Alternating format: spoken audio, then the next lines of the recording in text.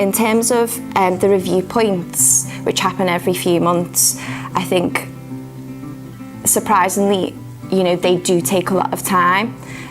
So it was really helpful to have a day with the trainee teacher, so you could really have a look at the evidence that they built up, and then you could plan ahead for the next part of the placement, so the trainee teacher and you exactly know where the gaps are, where things need to be addressed, and how progress can be made across the next part of the placement.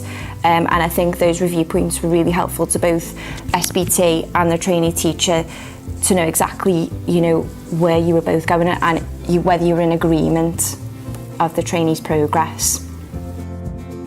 When your QAT is coming in, just be ready to show off, have everything prepared, all your documentation, all your evidence ready.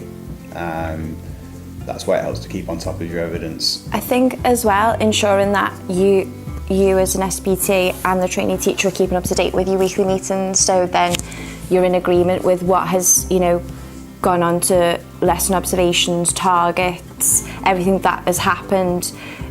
You've got a record of that and you're in agreement, because I think that helps that, you're both talking to the QAT in, the development of the trainee teacher, and, you're both coming from the same sort of You're on the same page. Really, yeah. Really useful, yeah. Yeah. Yeah, I would make sure that throughout the weeks leading up to the review point, you're on top of your evidence collection, so that you have a good idea of what evidence you've got for each standard, for each substandard. It's definitely worth, if possible in your school, booking a day to do the review point, because it is a long process and you really need to be doing it with your SBT. So we had a day for each review point. You spend the day going through your evidence, going through the grade descriptors. The section at the back of the professional development record is really well laid out, and it makes it really easy to grade where you're at for each substandard based on your evidence, and also on how you feel and how your SBT feels your progress is. In terms of evidence for the review points, we use a lot of lesson observations coupled with my plans and evaluations, but it's really important to get the other professional opinion of the SBT or whoever is observing you into your evidence bundles, because without that opinion, your lesson evaluations are not worth as much.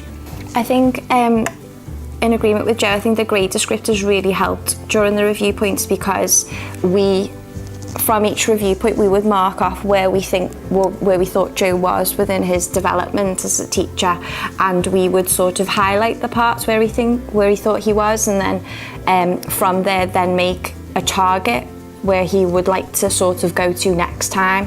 So that was always sort of pulled from the grade descriptors and then put into his review point template. Yeah.